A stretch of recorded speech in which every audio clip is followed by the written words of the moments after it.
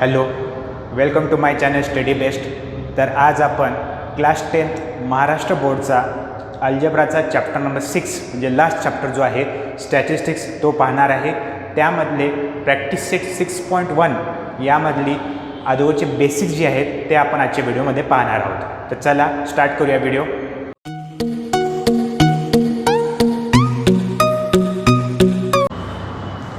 तर या चॅप्टरमध्ये स्टॅटिस्टिक्स जो चॅप्टर आहे तो आपल्याला 9th क्लासमध्ये काही त्यामधले टर्म्स आपण यामध्ये यूज केलेले आहेत. तर काय टर्म्स यूज केलेले आहेत जे बेसिक तुम्ही ऐकले असाल, जसं की मीन, मीडियन, मोड, हे सर्व आपण अनग्रुप डेटासाठी आपण पाहिलेलं आहे.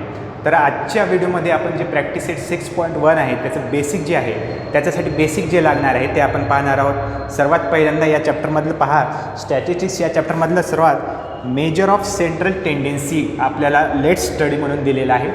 त्यामध्ये काय दिलेलं आहे, mean, median, mode for group frequency table. तर तुम्ही अगोदर जे पाहिलेलं आहे मीन, मीडियन, मोड पाहिलेलं आहे, पण अनग्रुप मोडसाठी पाहिलेलं आहे. आता ग्रुपसाठी काय असतं हे सर्व डिटेलमध्ये आपण या चॅप्टरमध्ये पाहणार आहोत.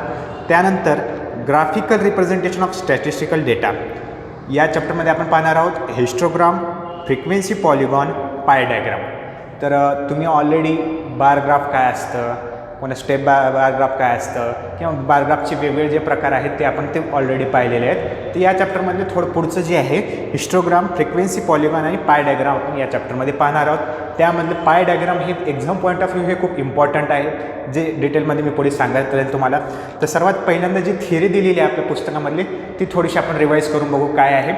Statistics is useful in many fields of life. For example agriculture, economics, commerce, medicine, botany, biotechnology, physics, chemistry, education, sociology and administration. म्हणजे स्टॅटिस्टिक्सचा यूज एवढा आहे की सर्व फील्डमध्ये यामध्ये यूज होत आहे. जर सिम्पल आपल्या एज्युकेशन फील्डमध्ये जर आपण बघितलं तर खूप ठिकाणी आपण एज्युकेशन फील्डमध्ये यूज करतो. जसे की स्टॅटिस्टिकल म्हणजे काय, या ठिकाणी आपण एक प्रकारचा डेटा कलेक्ट करतो आणि तो आपण त्याचा ॲनालाइज करून त्याचा वापर करतो. जसं की आता समजा आपण बोर्ड एक्झाम जे आहेत आपल्या दरवर्षी बोर्ड एक्झाम होत असतात. बोर्ड एक्झाममध्ये आपला रिझल्ट लागत असतो, प्रत्येक विषयावाईज रिझल्ट लागत असतो. समजा मॅथ्स या विषयाचा रिझल्ट मागच्या वर्षीचा रिझल्ट समजा 98% आला, त्या अगोदर 97% आला किंवा कधी 96 आला, कमी जास्त होत राहतो. तर हा रिझल्ट कसा काढला जातो, तर सर्व जे स्टुडंट आहेत महाराष्ट्रातले स्टुडंट ते जेवढे स्टुडंट आहेत त्यापैकी किती स्टुडंट पास झालेले आहेत ते म्हणजे आपले रिझल्ट आपण ते येतो. तो रिझल्ट आपण काय करतो, आपण ॲनालाइज करतो. म्हणजे हा डेटा सगळा कलेक्ट करतो आणि आपण ॲनालाइज करत असतो की यावर्षी एवढे स्टुडंट पास झाले, यावर्षी एवढे स्टुडंट पास झाले. म्हणजे आपल्याला समजा जर मॅथ्समध्ये आपले पर्सेंटेज कमी होत आहे तर आपण ओव्हरऑल असं ॲनालिसिस करू शकतो की मॅथमध्ये स्टुडंट्सला कमी मार्क्स पडत आहेत, त्यावर विशेष लक्ष देणे गरजेचं आहे. तसेच दुसरा एखादा विषय आहे इंग्लिश, ज्यामध्ये समजा पर्सेंटेज वाढत आहे, म्हणजे यावरून आपण सांगू शकतो की आपलं इंग्लिश या विषयामध्ये मार्क्स चांगले पडत आहेत असं बोर्ड ठरू शकतो. आणि हे सर्व कशामुळं पॉसिबल आहे, स्टॅटिस्टिक्समुळं पॉसिबल आहे. कारण यामध्ये आपण डेटा सर्व कलेक्ट केलेला असतो आणि त्या डेटाचा आपण ॲनालाइज करून वापर करतो. आणखीन याचा वापर आपण नॉर्मलमध्ये समजा आपण क्रिकेट बघतो, क्रिकेटमध्ये सुद्धा आपण बघत असतो की 20 ओव्हरची मॅच आहे. 20 ओव्हरच्या मॅचमध्ये 1 ते 6 ओव्हरमध्ये किती रन काढले, 6 ते 14 ओव्हरमध्ये किती रन काढले, 14 ते 20 ओव्हरमध्ये किती रन काढले, असं आपल्याला एक पाय चार्ट वगैरे आपल्याला दिलेला असतो. हे कसं काढलं जातं, तो डेटा एका ठिकाणी कलेक्ट केला जातो. तसंच आणखीन एखाद्या प्लेअरचं रेकॉर्ड असतं की पहिल्या मॅचमध्ये एवढे रन काढले, दुसऱ्या मॅचमध्ये ते बार ग्राफनं पण दाखवलं जातं कधी कधी की या पहिल्या मॅचमध्ये ॲव्हरेज एवढं आहे, दुसऱ्या मॅचमध्ये एवढं आहे, तिसऱ्या मॅचमध्ये एवढं आहे. तर त्याचा ओव्हरऑल ॲव्हरेज हे असं आहे. तर एक प्रकारे आपण त्याचा स्टॅटिस्टिक्स म्हणजे एक प्रकारचा डेटा कलेक्ट केल्यानंतरच हे आपण सर्व इन्फॉर्मेशन करू शकतो. तसेच याचा उपयोग एखाद्या कंपनीमध्ये होऊ शकतो. कंपनीचे समजा प्रोडक्ट आहेत, त्यांच्याकडे 2 प्रकारचे प्रोडक्ट आहेत. तर ते काय करतात, एक 100 जणांचा घरं घेतात, त्यामध्ये ते सगळ्या घराला विचारतात की तुम्ही हा प्रोडक्ट यूज करता का, हा यूज करता, किंवा मग त्यावरून त्यांना कळतं की कस्टमरची काय रिव्ह्यूज आहेत की कोणत्या प्रोडक्टला ते काय म्हणतायत, म्हणजे कोणता प्रोडक्ट जास्त यूज करतायत, त्यांची प्राईस रेंज काय आहे. तसंच सिम्पल एक एक्झाम्पल बघितलं तर आपले मोबाईल्सचे खूप वेगवेगळ्या कंपनी आहेत. आपल्या मोबाईलच्या कंपनीमध्ये तुम्ही बघितलं असाल, एखादी मोबाईलची कंपनी जी आहे त्या मोबाईल मग आपण समजा एखाद्या एक गाव आहे छोटं, त्या गावामध्ये आपण 100 घर आहेत. त्या 100 घरामध्ये आपण चेक करू शकतो की कोणत्या कंपनीचे मोबाईल कोण यूज करत आहे. मग त्यामध्ये त्या कंपनीला कळेल की या कंपनीचे प्रोडक्ट जास्त यूज करत आहेत, त्यामुळे हे फीचर्स त्यांना आवडत आहेत. तसेच त्यांचं प्राईज रेंजसुद्धा चेक करू शकतो. प्राईज रेंज समजा 10 ते 15,000मध्ये 70 to 80% लोक घेत आहेत. त्यावरून कंपनीला जे नवीन मॉडेल करायचं आहे जे मोबाईलचं, त्यावरून ते ॲनालाइज करू शकतात. म्हणजे हे सर्व कशामुळे पॉसिबल आहे, स्टॅटिस्टिक जे आहे डेटा आपण कलेक्ट केल्यानंतर हे करू शकतो. तर हे जनरल आपल्या स्टॅटिस्टिक्सची जे आपण पूर्ण चॅप्टर हा शिकणार आहोत, हा कशामध्ये यूज होतो हे आपल्याला माहीत असणं गरजेचं आहे. त्यानंतर आपल्याला बघा काय दिलेलं आहे, एक सायंटिस्ट दिलेलं आहे. सायंटिस्टचं तुम्ही वाचन करू शकता, इंटरेस्टिंग आहे, तुम्ही स्वतः वाचा. त्यानंतर पहा लेट्स रिकॉलमध्ये काय दिलेलं आहे पहा. We usually find a specific property in numerical data collected in a survey that the scores have tendency to cluster around a particular score. This score is a representative number of group and the number is called measure of central tendency. तर सर्वात पहिल्यांदा मी major of central tendency एक सुरुवातीला सांगितलं होतं, त्यामध्ये मीन median मोड आहे. तर मेजर ऑफ सेंट्रल टेंडन्सी म्हणजे काय आहे, तर सेंट्रल टेंडन्सी म्हणजे काय, आपण एखादा सर्वे आहे, एक प्रकारचा सर्वे करतो, त्यामध्ये आपण डेटा कलेक्ट केलेला असतो आणि त्यामध्ये एक पर्टिक्युलर रेंजमध्ये पर्टिक्युलर ह्याच्यामध्ये येत असतो. म्हणजे समजा आपण एखाद्या वर्गामध्ये गेलो, त्यामध्ये आपण सर्व स्टुडंटची हाईट काढत आहे. समजा आपण 5th किंवा 10th क्लासमध्ये गेलो, तर नॉर्मली सर्वांची हाईट एक पर्टिक्युलर रेंजमध्ये असेल. एखाद्याची असू शकते की कमी, एखाद्याची जास्त असेल, पण जास्त डिफरन्स राहणार नाही, एक पर्टिक्युलर टेंडन्सीमध्ये असेल, म्हणून त्यालाच आपण म्हणतो सेंट्रल टेंडन्सी बघतो. तर यामध्ये in previous standards we have studied the measures of central tendency namely mean median mode for ungroup data. तर आपण 9th आणि 8th क्लासमध्ये जे जुन्या क्लासमध्ये काय पाहिलेलं आहे, मीन मीडियन मोड पाहिलेलं आहे, पण अनग्रुप डेटा साईडला. म्हणजे अनग्रुप डेटा म्हणजे काय, तुम्हाला डायरेक्ट 5 नंबर्स दिले जातील आणि त्याचं मीन काढा, मीडियन काढा, मोड काढा असं विचारलं जाईल. पण हे ग्रुप फॉर्ममध्ये होते का, नाही, अनग्रुप फॉर्ममध्ये होते. तर या चॅप्टरमध्ये आपण काही काही एक्झाम्पल बघणार आहे, ज्यामध्ये ग्रुप फॉर्ममध्ये जेव्हा आपण असतो त्यावेळेस मीन काढायचे, तर त्यासाठी वेगवेगळ्या मेथड्स यूज केलेले आहेत, ते आपण या चॅप्टरमध्ये सर्व पाहणार आहोत. त्यानंतर पहा नेक्स्ट पेज नंबर 130 पहा. तुम्ही तुमचं टेक्स्टबुक पण सोबत ठेवा. पेज नंबर 130वर एक ॲक्टिव्हिटी 1 दिलेली आहे. तर ही सॉल्व करायची ॲक्टिव्हिटी गरज नाही आहे, तुम्हाला खूप सिम्पल ॲक्टिव्हिटी आहे. बघा ॲक्टिव्हिटी 1 काय सांगते पहा. Measure the height in centimetre of all student in your class. We find that the heights of many student cluster near a specific number.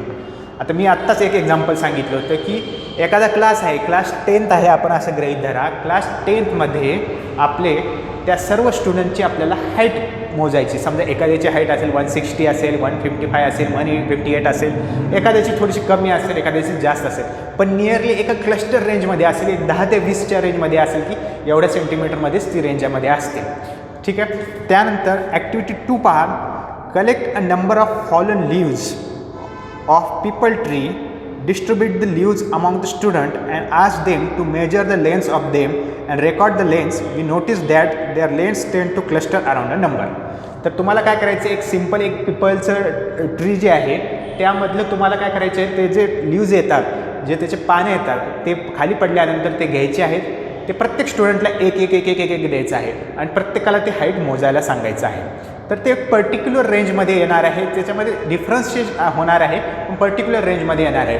तर अशा प्रकारे ॲक्टिव्हिटी 1 आणि ॲक्टिव्हिटी 2 हे डेली लाईफमध्ये आपण कधीही तुम्ही ट्राय करू शकता. त्यानंतर आपल्याला एक मीन काय आहे, मीन म्हणजे काय असतं हे आपण ऑलरेडी पाहिलेलं आहे, त्याचं थोडंसं रिवाईज आपण करणार आहोत, ते पाहूया. त्यानंतर पहा, तुम्हाला आपल्याला चॅप्टरमध्ये काय दिलेलं आहे पहा. ॲक्टिव्हिटी 1 आणि ॲक्टिव्हिटी 2मध्ये त्यानंतर तुम्ही केल्यानंतर now we are going to do some more study of mean median and mode. Let us know the symbols and terminology required for. तर तुम्ही ऑलरेडी मीन मीडियन मोड काय असतं हे तुम्ही पाहिलेलं आहे, पण त्यामध्ये एक बेसिक आणखीन एकदा रिवाईज मी करतो. मीन, आता मीन ऑफ अ स्टॅटिस्टिकल डेटा, याचा फॉर्म्युला काय येणार आहे. मीन ऑफ स्टॅटिस्टिकल डेटा जर आपल्याला काढायचा आहे, त्याचा फॉर्म्युला आहे mean is equal to the sum of all score divided by total number of score. म्हणजे जेवढे आपल्याला अनग्रुप डेटामध्ये जे दिलेले आहेत नंबर्स, त्याची सर्वांची सम घ्यायची आहे आपल्याला न्यूमरेटरमध्ये, divided by total number of scores. म्हणजे आपल्याला 5 नंबर्स दिलेले आहेत, ते डिवाइड बाय 5 करायचं आहे. 6 नंबर दिलेले आहेत, तर डिवाइड बाय 6 करायचं आहे. म्हणजे त्याला आपण रिप्रेझेंटेशन कसं करणार पहा. आपलं जे मीन आहे हे आपल्याला कधीही डिनोट करायचं आहे, एक्स बारने डिनोट करायचं आहे. एक्स शक्यतो आपण कॅपिटल घेतो. X bar is equal to summation of i is equal to 1 to n x i, आता हे समेशन काय आहे? समेशन म्हणजे सम ऑफ 1 पासून n पर्यंत. मग n नंबर किती असू शकतात? कधी 5 नंबर असतील, कधी 10 असतील, कधी 100 नंबर असतील. तर त्यावेळेस तुम्हाला 1 पासून 100 पर्यंतची जेवढी काय आहे त्याची समेशन घ्यायचं आहे, म्हणून हे सिम्बॉल आहे x आहे. तर तुम्हाला डिवायडेड बाय n म्हणजे काय आहे? Total number of symbols, total number of scores, म्हणजे जेवढे काही स्कोर्स आहेत 100 असतील, 50 असेल, तेवढे आपल्याला डिनॉमिनेटरमध्ये लिहायचे आहे. हे सर्व मीन तुम्ही ऑलरेडी आपण 9th क्लासमध्ये पाहिलेलं आहे. एक सिम्पल आणि बेसिक एक्झाम्पल मी घेतो की समजा आपला अनग्रुप डेटा दिलेला आहे 10, 20, 30, 40, 50 असे 5 नंबर दिलेले आहेत. त्याचा तुम्हाला मीन काढायचा आहे. तर सेम हा फॉर्म्युला यूज करायचा आहे. Mean is equal to formula काय? सम ऑफ ऑल स्कोर्स, म्हणजे ह्या सर्वांची बेरीज करायची आहे. 10 + 20 + 30 + 40 + 50 डिवायडेड बाय काय? Total number of scores. Total number of scores किती आहेत? टोटल नंबर किती आहेत? 5 नंबर आहेत, म्हणजे डिवायडेड बाय 5 येणार आहे. म्हणजे 10 + 20 + 30 + 40 50 150 डिवायडेड बाय 5 म्हणजे एक्स बार म्हणजे मीन इज इक्वल टू 30 येणार आहे. म्हणजे मीन इज इक्वल टू 30 येणार आहे. हे बेसिक आहे अनग्रुप डेटासाठी. आता आपण या चॅप्टरमध्ये ग्रुप डेटासाठी काय करणार आहे, वेगवेगळे मेथड्स आहेत ते आपण पाहणार आहोत. तर पुढे काय दिलेलं आहे पहा, मीन फ्रॉम क्लासिफाईड फ्रिक्वेन्सी डिस्ट्रीब्युशन. ठीक आहे. तर Wien the number of scores in a data is large it becomes tedious to write all numbers in the above formula and take their sum, so we use different methods to find their sum. तर हे number जे बघत आहेत तुम्ही 10, 20, 30, 40, 50 simply आहे calculation करत आहात. जर या ठिकाणी नंबर हे मोठे आहेत, तसेच हे 5 नंबर नाहीत तर आपले 100-200 नंबर आहेत. तर त्यावेळेस तुम्ही काय करणार? असे सम करत बसणार, किती वेळ जाणार आहे त्यामध्ये.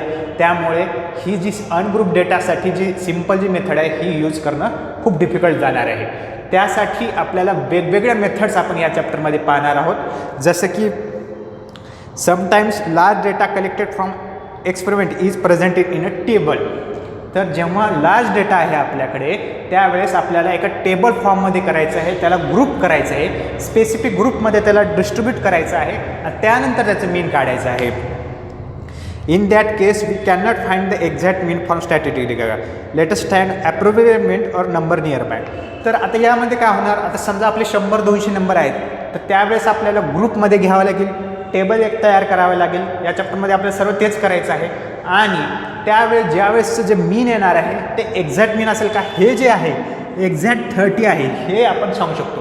पण जे आपण जेव्हा टेबलमध्ये ग्रुपमध्ये जेव्हा आपण तयार करतो त्यावेळेस जे आन्सर येणार आहे ते आपले एक्झॅक्ट राहणार नाही, ते ॲप्रॉक्सिमेशन राहणार आहे, नियर बाय आन्सर राहणार आहे.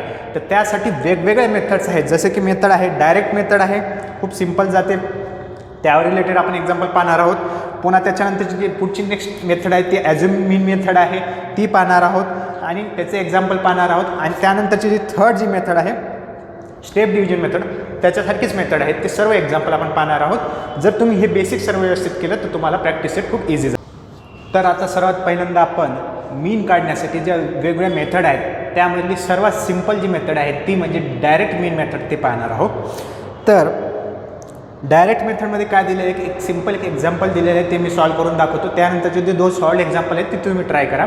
त्या बघा पहिल्यांदा दिलेलं आहे, the following table shows the frequency distribution of the time required for each worker to complete work.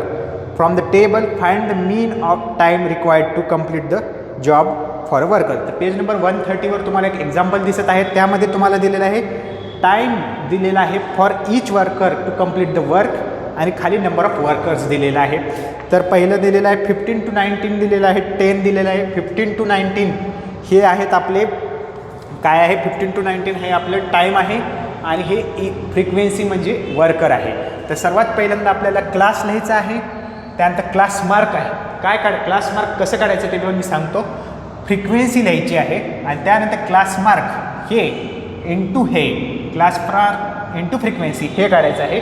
त्यानंतर तुम्हाला मीन कसं काढायचं मी ते सांगतो. सर्वात पहिल्यांदा दिलेला डेटा पहा, 15 to 19 10 दिलेला आहे, 20 to 24 15 दिलेला आहे, 25 हे सर्व डेटा दिलेला आहे आपल्याला लिहायचं आहे. क्लास म्हणजे काय आहेत आपले, क्लास म्हणजे हे आपलं टाईम आहे आवर्समध्ये आणि हे नंबर ऑफ वर्कर्स आहे. तर सर्वात पहिल्यांदा आपल्याला क्लास मार्क काढायचा आहे. क्लास मार्क कसं काढणार, 15 + 19 या दोघांचा आपल्याला अप्पर क्लास मार्क काढण्यासाठी एक सिम्पल फॉर्म्युला सांगतो, अप्पर + लोअर डिवायडेड बाय 2. म्हणजे सिम्पली तुम्हाला इथे या ठिकाणी करून दाखवतो. 15 + 19 डिवायडेड बाय 2 म्हणजे 15 + 19 काय येणार आहे 34. 34 डिवायडेड बाय 2 म्हणजे 17. तर याचा क्लास मार्क काय येणार आहे 17 येणार आहे. हे तुम्हाला ओरली करता येणं गरजेचं आहे. पहा 15 + 19 काय येणार आहे 34. 34 डिवायडेड बाय 2 17 येणार आहे. त्यानंतर 20 to 24 upper plus lower 20 + 24 44. 44 divided by 2 22. तसंच या ठिकाणी 25 + 29 34 44 54. 54 डिवायडेड बाय 2 27. पुन्हा 34 + 30 64 डिवायडेड बाय 2 32. 35 + 39 काय येणार आहे 74 येणार आहे. 74 डिवायडेड बाय 2 37 येणार आहे. हे सर्व आपले काय झाले क्लास मार्क झाले. आता हे क्लास मार्क म्हणजेच आता हे आपले सर्व कॅल्क्युलेट झाल्यानंतर आपल्याला करायचं आहे फ्रिक्वेन्सी. फ्रिक्वेन्सी दिलेली आहे आपल्याला. नंबर ऑफ वर्कर्स दिलेला आहे 10 15 12 हे दिलेलं आहे. आता या दोघांचं मल्टिप्लिकेशन आपल्याला करायचं आहे. हे काय आहे FI आहे आणि हे XI आहे. एक्स आणि FI ह्या दोघांचं मल्टिप्लिकेशन करायचं आहे. ठीक आहे. तर 17 × 10 काय येणार आहे 170. त्यानंतर 22 × 15 काय येणार आहे बघा 15 × 2 is 30 0 carry 3. 15 × 2 is 30 and carry 3 is 33. त्यानंतर 12 × 27 काय येणार आहे 12 × 7 84. 84ला 4 कॅरी 8. 12 × 2 24. 24 × 8 प्लस 8 32. त्यानंतर 8 × 2 16 कॅरी 1. 8 × 3 24 कॅरी 1 प्लस क्या 256 येणार आहे. आणि 37 × 5 काय येणार आहे 5 × 7 35 कॅरी 3. 5 × 3 15 प्लस 3 18. हे सर्व आपले काय मल्टिप्लिकेशन सिम्पल्स मल्टिप्लिकेशन आहे. तुम्ही ओरली सुद्धा या ठिकाणी करू शकता. आता हे सर्व आपलं फ्रिक्वेन्सी आली क्लास मार्क आले हे सर्व आलं क्लास मार्क इंटू फ्रिक्वेन्सी आलं. पण यानंतर आपला मीनचा फॉर्म्युला काय आहे. मीन जेव्हा आपल्याला अशा प्रकारे ग्रुपमध्ये काढायचं आहे तर फॉर्म्युला आहे x बार म्हणजेच mean is equal to summation of XI × FI. म्हणजे याचं मल्टिप्लिकेशन आणि याचं जे आहे जे आलेलं आहे म्हणजे आपण जे फॉर्म्युला काढले याचं मल्टिप्लिकेशन काय आहे आपण काढलेलं आहे. हेचं समेशन करायचं आहे. ह्या सर्वांचं समेशन करायचं आहे. सर्वांची बेरीज करायची आहे डिवायडेड बाय n म्हणजे का टोटल नंबर ऑफ फ्रिक्वेन्सी जी दिलेली आहे. तर अगोदर आपण या दोघांचं समेशन करू आणि या ठिकाणी पुट करू. डायरेक्ट आपल्याला या ठिकाणी आन्सर येईल. पहा ह्याचं समेशन पहा 10 + 15 25 25 + 12 37 37 + 8 45 + 5 50 येणार आहे. हे केलं. त्यानंतर याचं सम घेऊया सर्वांचं. पहा 0 0 4 + 6 10 10 + 5 15 5 कॅरी 1 1 1 8 9 5 14 16 16 + 3 19 19 + 7 26 26 6 कॅरी 2 2 + 1 3 5 8 11 12 1265 येणार आहे आणि हे 50 येणार आहे. म्हणजे class mark into frequency XI FI जे आहे आपलं हे 1265 आलं आहे आणि याची जी फ्रिक्वेन्सी आहे टोटल ह्याची समेशन 50 आलेलं आहे. डायरेक्टली आपल्याला पुट करायचं आहे. आपलं मीन येणार आहे 1265. बघा 1265 डिवायडेड बाय काय येणार आहे 50 येणार आहे. ठीक आहे. आता ह्याला सिम्प्लिफाय काय करा 5 कट करा. ह्याला 5 जर ह्याला कट केलं तर हे 10 येणार आहे. 5 × 2 = 10 5 7 35 5 3 15 273 डिवायडेड बाय 10 येणार आहे. ठीक आहे. तर हे तर तुम्हाला आणखी सिम्प्लिफिकेशन करू शकता. तर 253 डिवायडेड बाय 10 येणार आहे. म्हणजे शेवटी आन्सर आपलं येणार आहे 25.3. पण हे आन्सर आपलं एक्झॅक्ट राहणार आहे का एक्झॅक्ट मीन राहणार आहे का नाही ॲप्रॉक्सिमेटली असं सिम्बॉल आहे. ॲप्रॉक्सिमेटली हे आपला आन्सर येणार आहे. मग शेवटी आपल्याला आन्सर लिहायचं आहे mean time required to complete the work for worker is 25.3 hours. हे सर्व आवर्समध्ये दिलेलं आहे. आवर्स ॲप्रॉक्सिमेटली हे आपल्याला लिहायचं आहे कारण ह्याचं आन्सर हे ॲप्रॉक्सिमेटली होतं. तर हे सर्व जी मेथड होती ही मेथडला काय म्हणतात डायरेक्ट मीन मेथड. तर तुम्हाला याचा स्क्रीनशॉट घ्यायचा असेल तर स्क्रीनशॉट घ्या.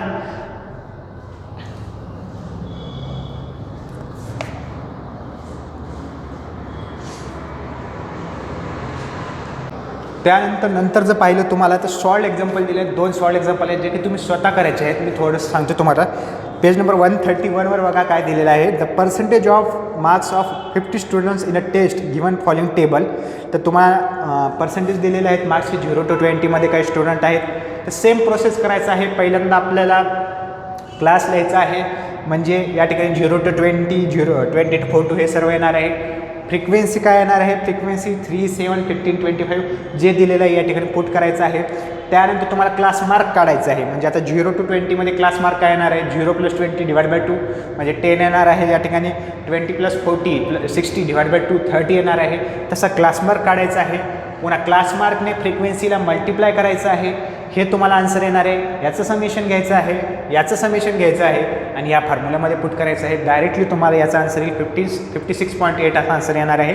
तो तुम्हाला ट्राय करून बघायचं आहे. सेम प्रोसिजर आहे. 131 पेज नंबरवर आहे. त्यानंतर 132वर सुद्धा आपल्याला सेम एक्झाम्पल दिलेलं आहे, ते पण तुम्ही ट्राय करून बघायचं आहे. आता यानंतरची जी मेथड आहे, आपण ॲझ्युम मीन मेथड काय असते ते पाहणार आहोत. सेकंड मेथड जी आहे ॲझ्युम मीन मेथड. तुम्ही म्हणसाल डायरेक्ट मेथड असताना ॲझ्युम मीन मेथड काय आली. तुम्ही डायरेक्ट मेथडमध्ये लास्ट एक्झाम्पल किंवा तुम्ही सॉल्ड एक्झाम्पल जर सॉल्व केली असेल त्यामध्ये तुम्ही बघितलं असाल की XI × FI याचं मल्टिप्लिकेशन आपल्याला मोठं येत आहे, लार्ज येत आहे. आत्ता तर ठीक आहे, नॉर्मल येत आहे. काय काय वेळेस खूप मोठे येणार आहे, त्यावेळेस कॅल्क्युलेशन करायला खूप डिफिकल्ट जाणार आहे. म्हणून त्यापेक्षा आणखीन सिम्पल करण्यासाठी, ते मल्टिप्लिकेशन आणखीन कमी आणण्यासाठी आपल्याला काय येणार आहे मेथड, ॲझ्युम मीन मेथड येणार आहे. ॲझ्युम मीन मेथडमध्ये काय दिलेलं आहे पहा.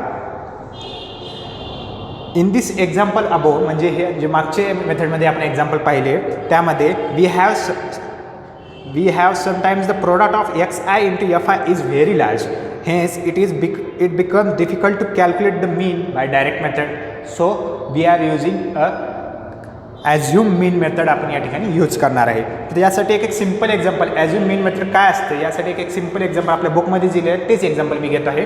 समजा आपला 40, 42, 43, 45, 47 हे 6 नंबर दिले आहेत. याचा आपल्याला मीन काढायचा आहे. सिम्पल नॉर्मली तुम्ही काढू शकता. तर मी सिम्पल एक्झाम्पल घेतलं आहे. पहिल्यांदा ॲझ्युम मीन मेथडनं कसं काढायचं. ॲझ्युम मीन याचा अर्थ काय आहे, तुम्हाला या सर्व नंबरपैकी कुठल्या तरी एका नंबरला आपल्याला काय करायचं, ॲझ्युम करायचं आहे. ठीक आहे. हे अनग्रुप डेटासाठी, ग्रुप डेटासाठी वेगवेगळं आहे. मी पुढे आणखी एक सॉल्ड एक्झाम्पल आहे, त्यामध्ये तुम्हाला आणखीन क्लिअर होईल. ह्या एक्झाम्पलमध्ये तुम्ही असं गृहीत धरा, तुम्ही 40, 42 ह्या 6 नंबरपैकी कुठलाही एका नंबरला मीन ॲझ्युम करायचं आहे. आणि समजा आपण 40ला ॲझ्युम केलं तर बाकीचे जे डिफरन्सेस येत आहेत ते ॲड करायचे आहेत. म्हणजे फॉर्म्युला काय आहे यामध्ये, मीन = ॲझ्युम मीन, जे आपण ॲझ्युम केलं मीन प्लस मीन ऑफ डेव्हिएशन, म्हणजे जे डिफरन्स येणार आहे ते मीन ऑफ डेव्हिएशन, या दोघांची जे बेरीज केली तर आपल्याला ॲक्च्युअल मीन येईल. जर तुम्ही हे डायरेक्ट मेथडनं जर सॉल्व केलं, त्याचं आन्सर जर बघितलं आणि याचं आन्सर बघितलं तर एक्झॅक्टली सेम येणार आहे. आणि हे सर्वसुद्धा आन्सर काय असतात, ॲप्रॉक्सिमेशनमध्ये आन्सर असतात. तर पाहूया काय बघा. हे 6 नंबर दिले आहेत. मी पहिल्यांदा 40 हा ॲझ्युम मीन धरतो. समजा ॲझ्युम मीन समजा मी 40 धरलं तर काय येणार आहे, 40 हा ॲझ्युम मीन मी धरलेला आहे. ठीक आहे. तर त्यानंतर आपला प्लस मीन ऑफ डेव्हिएशन, म्हणजे प्रत्येकाला डिफरन्स काय आहे हे काढायचं आहे. आता 40 इथं असेल, इथे 40 आहे, तर डिफरन्स काय येणार आहे, 0 येणार आहे. इथे काय येणार, 42 - 40 काय येणार, डिफरन्स 2 येणार आहे. 43 - 4 40 3 डिफरन्स येणार आहे. 45 - 40 डिफरन्स काय येणार आहे, 5 येणार आहे. पुन्हा 47 - 40 डिफरन्स काय येणार आहे, 7. 48 - 40 या ठिकाणी डिफरन्स काय येणार आहे, 8. हे डिफरन्स का काढतोय, कारण ॲझ्युम मीनमध्ये आपल्याला हा डिफरन्स ॲड करायचा आहे, म्हणजे आपल्याला एक्झॅक्ट मीन येणार आहे. मग फॉर्म्युला काय आहे आपला ॲझ्युम मेथडमध्ये, मीन = ॲझ्युम मीन, जे काही तुम्ही मीन ॲझ्युम केलं प्लस मीन ऑफ डेव्हिएशन, जे डिफरन्स होत आहे ते आपण या ठिकाणी करणार आहे. मग ॲझ्युम मीन काय आहे आपला 40 प्लस आता मीन ऑफ डेव्हिएशन काय काय आहेत पहा, 0 2 3 5 7 8. तर या सर्वांचं समेशन आपल्याला मीन काढायचं आहे. म्हणजे काय येणार, 0 + 2 + 3 + 5 + 7 + 8 आणि टोटल नंबर किती आहेत, टोटल नंबर 6 आहे. /6 येणार आहे. म्हणजे मीन = काय येणार आहे, 40 प्लस आता याचं सगळ्यांचं समेशन करा, बेरीज करा सरांची. 0 + 2 2 2 + 3 5 5 + 10 5 + 5 10 10 + 7 17 17 + 8 25 25 / 6 येणार आहे. 25 / 6. ह्याला आणखी कसं लिहू शकतो, आणखी व्यवस्थित कंबाईन फॉर्ममध्ये x बार = 40. 6 × 4 = 24. देन 4 1/6 असं लिहू शकतो. ह्यालाच आपण कसं लिहू शकतो, मीन = 40 + 4 44 1/6 असं लिहू शकतो. हे आपलं फायनल आन्सर झालं, हे आपल्या बुकमध्ये दिलेलं आहे. ठीक आहे. तर काय केलेलं आहे आपण ह्या मेथडमध्ये, काही नाही, सिम्पली आपल्याला एक मीन ॲझ्युम करायचा आहे. या सर्व नंबरपैकी एक ॲझ्युम केला, पुन्हा प्लस मीन ऑफ डेविएशन काढले, म्हणजे जो ॲझ्युम मीन केला आहे आणि जे बाकीचे नंबर आहेत त्यामधले डिफरन्स काढले. बघा 40 ॲझ्युम केला, 40मध्ये डिफरन्स काय 0, 42मध्ये काय 2, पुन्हा 3 5 7 8 या सगळ्यांची बेरीज केली, डिवाइड बाय टोटल जे नंबर आहे डिवाइड / 6 केलं आणि या ठिकाणी कॅल्क्युलेशन केलं. आता तुम्हाला संख्या येऊ शकते की पहिलाच का घेतला ॲझ्युम मीन, 43 का नाही घेतला, 48 का घेतला नाही. तुमच्या बुकमध्ये 43 घेतलेलं आहे, तर 43 करून बघा. 43 जरी केलं तर तुम्हाला आन्सर येणार आहे. एक करून दाखवतो तुम्हाला. समजा मी ॲझ्युम मीन या ठिकाणी 43 घेतला, सेम एक्झाम्पलमध्ये मी 43 घेतला. एक्झाम्पल काय आपलं 40 42 43 45 47 अँड 48. ठीक आहे. आता बघा 40 - 43 या ठिकाणी काय येणार आहे डिफरन्स, या ठिकाणी आता या ठिकाणी -3 डिफरन्स येणार आहे. ठीक आहे, कारण आपण 43 घेतलेला आहे ॲझ्युम मीन. त्यानंतर 43 आहे, 42 - 43 इथं -1 येणार आहे, इथं 0 येणार आहे, इथं 2 येणार आहे, इथं 4 येणार आहे आणि इथं 5 येणार आहे. सेम पुन्हा हाच फॉर्म्युला लिहा. काय फॉर्म्युला आहे आपला, मीन = ॲझ्युम मीन प्लस काय फॉर्म्युला आहे, मीन ऑफ डेविएशन.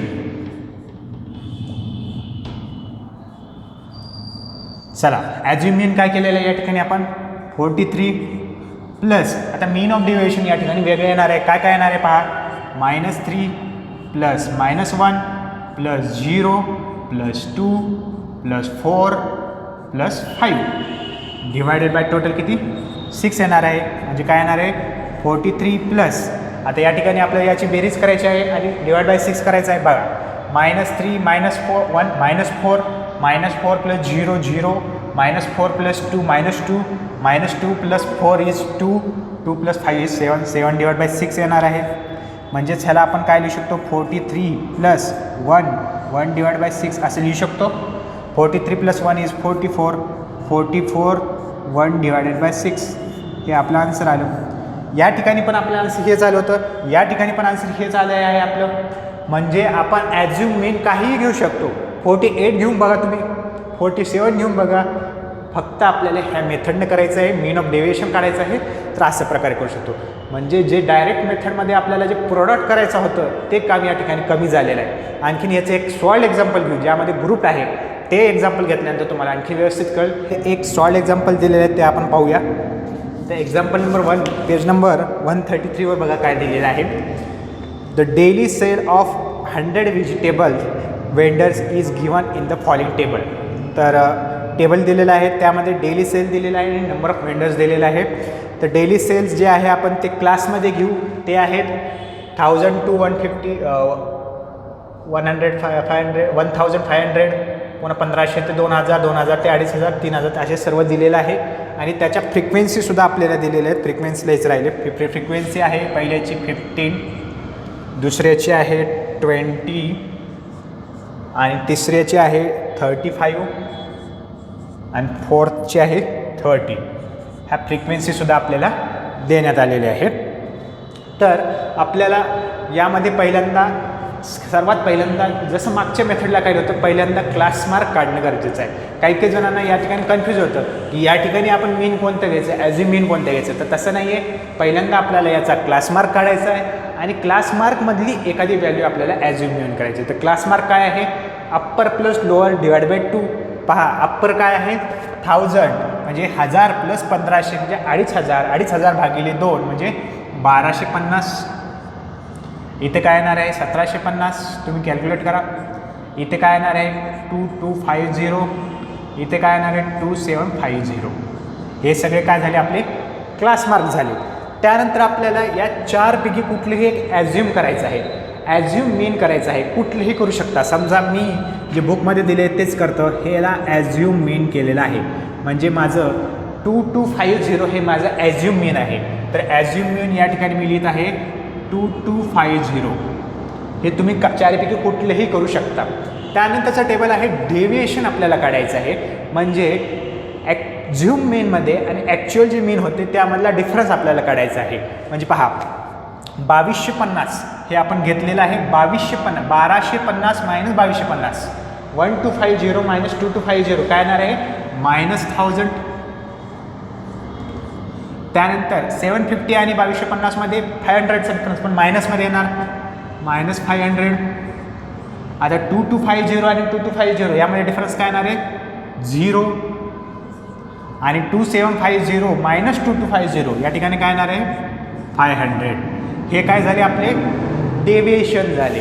त्यानंतर फ्रिक्वेन्सी जे की आपल्याला दिलेल्या होत्या 15, 20, 35, 30. फ्रिक्वेन्सी म्हणजे काय नंबर ऑफ वेंडर्स. तर याचं आपण पहिल्यांदा समेशन घेऊ, जे की आपल्याला पुढे चालून फॉर्म्युल्यामध्ये यूज होणार आहे. तर याचं समेशन पहा 15 + 20 35, 30 + 35 70, 70 + 30 इज 100. याचा आन्सर येणार आहे. ठीक आहे. आता त्यानंतर आहे FI × DI, म्हणजे हे फ्रिक्वेन्सी इंटू हे डेव्हिएशन हे आपल्याला काढायचं आहे आणि त्याचं मीन काढायचं आहे.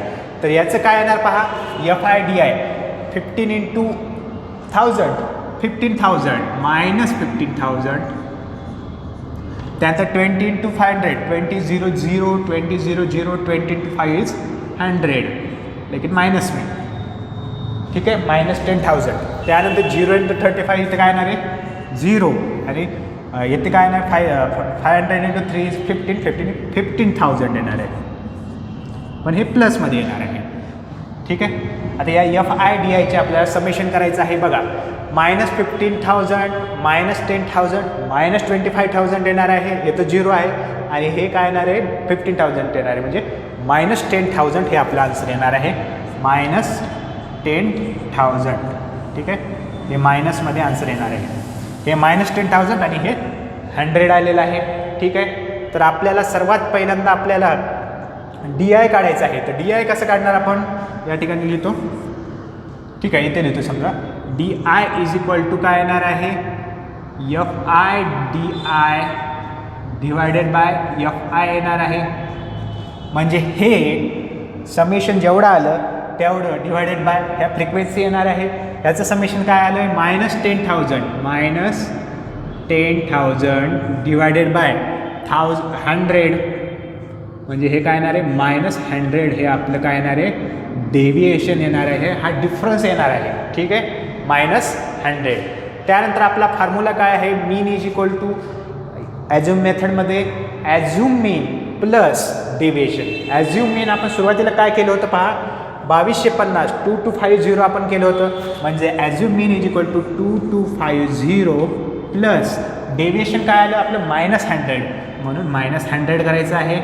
म्हणजेच x बार मीन = 2150 हे आपलं आन्सर येणार आहे. शेवटचा आपला आन्सर काय येणार आहे 2150 येणार आहे. पेज नंबर 134 वर याचा आन्सर आहे 2150 येणार आहे. शेवटी आपल्याला पूर्ण वाक्यात लिहायचं आहे the mean of sale is रुपीजमध्ये आहे 2150. हे आपल्याला शेवटचा आन्सर लिहायचं आहे. तर अशा प्रकारे ॲझ्युम मीन होते. आता सेम अशाच या मेथडला रिलेटेडच धरून स्टेप डिव्हिजन मेथड आहे. थोडासा डिफरन्स आहे. तुम्ही याचा स्क्रीनशॉट घ्यायचा असल्याचा स्क्रीनशॉट घ्या. स्टेप डिव्हिजन मेथड आपण लगेच पाहूया.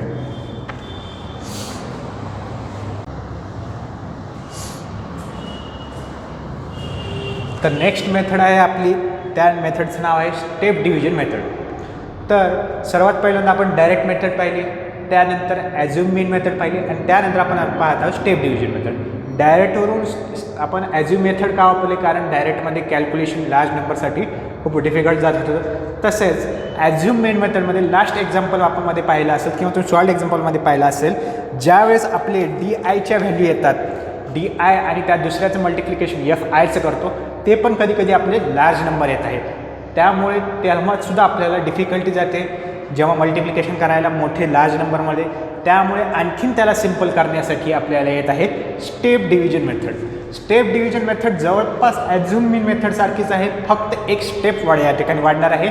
या ठिकाणी एक GCD, जे काय तुम्हाला माहीत असेल GCD किंवा हायेस्ट कॉमन फॅक्टर म्हणतो ते काढता येणं गरजेचं आहे आणि त्याचा यूज करायचा थोडासा फॉर्म्युल्यामध्ये चेंज आहे. तर एक्झाम्पल मी तुम्हाला डायरेक्टली सांगतो, त्यामध्ये तुम्हाला त्याचे फॉर्म्युला काय आहे आणि काय चेंजेस आहेत ते सांगतो, त्यानुसार तुम्हाला सॉल्व करता येईल. बघा एक्झाम्पल काय दिलेलं आहे बघा. Solve example. The amount invested in health insurance by 100 families is given in the following frequency table. तर आपल्याला एक टेबल दिलेलं आहे, 100 फॅमिलीजचा टेबल दिलेला आहे. त्यामध्ये अमाऊंट इन्व्हेस्टेड दिलेलं आहे 800 ते 1200. 800 ते 1200मध्ये 3 फॅमिली आहेत. 1200 ते 1600मध्ये 15, 1600 ते असे आपल्याला हा सर्व डेटा दिलेला आहे. काय काय दिलेलं आहे, अमाऊंट इकडे आहे आणि हे आहे नंबर ऑफ फॅमिलीज आहेत. तर या ठिकाणी आपल्याला काय करायचं असतं, सर्वात पहिल्यांदा सुरुवातीची प्रोसिजर एकदम सेम आहे. सर्वात पहिल्यांदा जो क्लास दिलेला आहे त्यामध्ये आपल्याला क्लास मार्क काढायचा आहे. क्लास मार्क कसा काढतो, upper plus lower divided by 2. Same method वापरायची आहे बघा. 800 प्लस 1200 2000, 2000 भागिले 2000. त्यानंतर 1200 प्लस 1600 इज 2800, 2800 भागिले 2 1400. 1600 प्लस 2000 इज 3600 म्हणजे 1800 येणार आहे. या ठिकाणी 2200 येणार आहे. या ठिकाणी 2600 येणार आहे. या ठिकाणी 300 येणार आहे. हे काय झाले, आपले क्लास मार्क झालेले आहेत. जसं ॲझ्युम मीन मेथडमध्ये आपल्याला एक मीन ॲझ्युम करायचं होतं, तसंच या ठिकाणी सुद्धा आपल्याला एक ॲझ्युम करायचं आहे. तो कुठलंही तुम्ही ॲझ्युम करू शकता. या ठिकाणी मी ॲझ्युम ए म्हणजे 2200ला मी ॲझ्युम केलेलं आहे. तुम्ही म्हणसाल हेच का करत आहे, मागच्या वेळेस पण केलं तर, असं काही नाही. तुम्ही हे पण करू शकता, हे पण करू शकता. मी ऑलरेडी ॲझ्युम मीन मेथडमध्ये सांगितलं आहे, डिफरन्स काही येणार नाही आन्सरमध्ये. म्हणून ॲझ्युम मीन मी 2200 केलेलं आहे. म्हणजे DI is equal to XI minus 2200 आपल्याला मायनस करायचे. प्रत्येकामधून 2200 मायनस करायचं आहे. ठीक आहे. 1000 मायनस 2200 काय येणार आहे, मायनस 1200. त्यानंतर 1400 मायनस 2200 इथं काय येणार आहे, मायनस 800. इथे मायनस 400. इथे काय येणार आहे 0. 2200 मायनस 2600 इथे 400 येणार आहे प्लसमध्ये आणि इथे 800 येणार आहे प्लसमध्ये. हे काय आले, आपले डेव्हिएशन आले. तर आपण मागच्या एक्झाम्पलमध्ये ॲझ्युम मीन मेथडमध्ये काय करत होतो, याचं सम घेत होतो, याचं आणि याचं मल्टिप्लिकेशन करत होतो. म्हणजे 1200 इंटू 3, 800 इंटू 1500, 400 इंटू 2000, 0 इंटू 25 हे असं सब मल्टिप्लाय करत होतो आणि सॉल्व करत होतो आणि आपलं आन्सर येत होतं. पण या ठिकाणी सिम्पल येतं आहे, काही काही वेळेस आपलं खूप कॉम्प्लिकेटेड येतं. म्हणून यासाठी आपल्याला एक UI म्हणजे स्टेप डिव्हिजन आपण या ठिकाणी काढणार आहोत. म्हणजे या DIला अशा नंबरने डिवाईड करायचं आहे. म्हणजे GCD जो आहे ग्रेटेस्ट कॉमन डिवायझर आहे त्याने डिवाईड करायचं आहे. म्हणजे याची व्हॅल्यू आणखीन छोटी आणि मग मल्टिप्लिकेशन करायला आपल्याला आणखीन इझी जाईल. हे या मेथड मागे एक्झाम्पल आहे. तर पहा, तुम्हाला याचं GCD काढता येणं गरजेचं आहे. तुम्ही लहानपणी शिकलेलं आहे GCD कसं काढायचं, तरी तुम्हाला एकदा सांगतो. 1200, 800, 400, 400, 800 तुम्हाला काय दिसत आहे, हे कोणत्या टेबलमध्ये आहे, 40च्या टेबलमध्ये आहे. पण आपल्याला ग्रेटेस्ट कॉमन डिवाइड म्हणजे 400च्या टेबलमध्ये आहे. 400 ह्याला पण जातो, ह्याला पण 400पेक्षा मोठा नंबर कोणता आहे की ज्याच्यानं ह्याला या एकाच टेबलमध्ये येतात. तर 400च्या टेबलमध्ये हे सर्व येणार आहे. म्हणून आपण Gची व्हॅल्यू जी आहे 400 आपण या ठिकाणी घेऊया. ठीक आहे. तर आता 400 मायनस 1200 डिवायडेड बाय 400 काय येणार आहे, -3. त्यानंतर -800 डिवायडेड बाय 400 काय येणार आहे, -2. -400 डिवायडेड बाय 100 इथं काय 400 काय येणार आहे, -1. 0 इथं 0च येणार आहे. इथं काय येणार आहे, 1 येणार आहे आणि इथं 2 येणार आहे. तर आणखी एकदा सांगतो, G म्हणजे GCD आहे. GCD कसा काढतो आपण, हे 400च्या टेबलमध्ये हे सर्व येत आहे. हायेस्ट 400च्या पुढचा कुठल्याच टेबलमध्ये हे येत नाही आहे. हायेस्ट जो फॅक्टर आहे GCDचा जो आहे किंवा SCF म्हणतो तो काय आहे, 400 आहे. म्हणून आपल्याला DI डिवायडेड बाय म्हणजे जे आहे व्हॅल्यू आहे डिवायडेड बाय आपल्याला GCD करायचं आहे. मग हे आपल्या सर्व व्हॅल्यू येणार आहेत.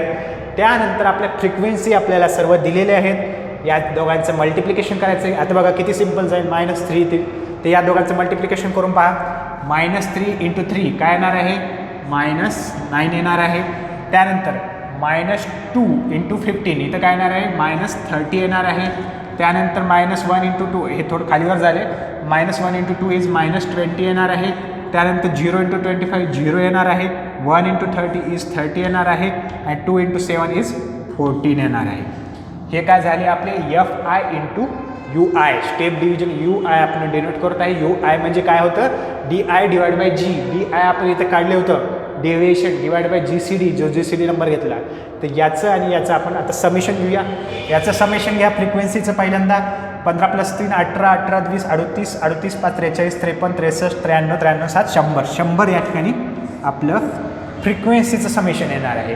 त्यानंतर या सर्व FI UIचं समेशन घ्या. पहा मायनस आहे पहिले हे -9 -9 + -39 -49 -49 -59 आणि 30 -29 -29 आणि -15 येणार आहे. म्हणजे याचा आन्सर काय येणार आहे -15 येणार आहे. तर याचं असं आपलं 100 आलं. याचा आन्सर -15 आलेलं आहे. तर तिथं आपण काय काढलं होतं बघा. तिथं आपण DI यूज करत होतो. इथे UI यूज करायचं आहे. तर U bar is equal to काय येणार आहे समेशन ऑफ FI UI म्हणजे ह्या समेशन divided by summation of FI म्हणजे याचं समेशन. तर काय येणार आहे सॉरी याचं समेशन फ्रिक्वेन्सीचं समेशन. तर काय येणार आहे याचं समेशन आहे -15 डिवायडेड बाय 100 हे असं येणार आहे. ठीक आहे. हे काय झालं आपला U बार झालेला आहे. आपल्या बुकमध्ये पण हेच आन्सर आलेला आहे का पहा राईट. तर ह्याला आपण पॉईंटमध्ये लिहू शकतो -0.15 हे आपलं काय आलं U बार आलं. पण आपला स्टेप डिव्हिजनचा फॉर्म्युला काय आहे थोडासा चेंज आहे. कारण या ठिकाणी आपण G वापरलेला आहे म्हणून G एक्स्ट्रा येणार आहे. म्हणजे X बार म्हणजेच mean is equal to assume मीन जो ॲझ्युम सुरुवातीला केलेला आहे प्लस U बार × G जो काय आपण G काय आला होता आपला 400 तो या ठिकाणी मल्टिप्लाय करायचा आहे. मग पुट करा X bar is equal to म्हणजेच mean is equal to A काय ॲझ्युम मीन काय केलं होतं पहा 2200 आपण ॲझ्युम केलं होतं म्हणून 2200 लिहा या ठिकाणी 2200 प्लस U बार काय आलेला आहे -15 × G काय घेतलं होतं 400. तर हे कॅल्क्युलेशन करा 2200 15 ने मल्टिप्लाय करा 15 × 0 0 15 × 0 0 15 × 4 इज 60. लेकिन पॉईंट काय 2 पॉईंट मागं आहे म्हणून 60 2 पॉईंट कट होणार आहेत. म्हणजे 2200 प्लस 60 म्हणजेच सॉरी 2200 इथं मायनसमध्ये आहे हे -60 2200 - 60 काय येणार आहे आपला शेवटचा आन्सर 2140 हे आपलं आन्सर येणार आहे. ठीक आहे. तर शेवटी आपल्याला आन्सर लिहायचं आहे the mean of investment in health insurance is ₹2140.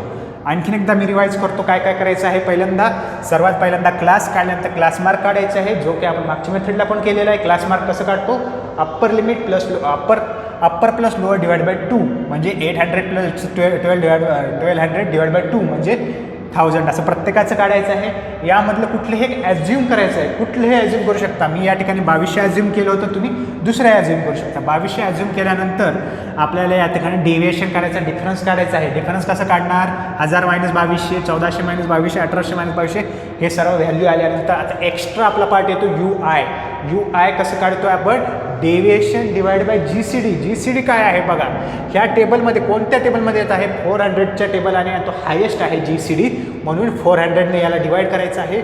बघा असं आल्यानंतर याचं मल्टिप्लिकेशन खूप आपल्याला इझी जाणार आहे म्हणून ही मेथड वापरत आहे आपण. म्हणून -3 × 3 पुन्हा हे मल्टिप्लाय करायचं आहे. याचं समेशन घ्यायचं आहे हे काढायचं आहे. 100 आणि -15 आल्यानंतर आपला फॉर्म्युला काय करायचा आहे U बारचं काढायचं आहे -15 डिवाइड बाय 100 येणार हे एक येणार.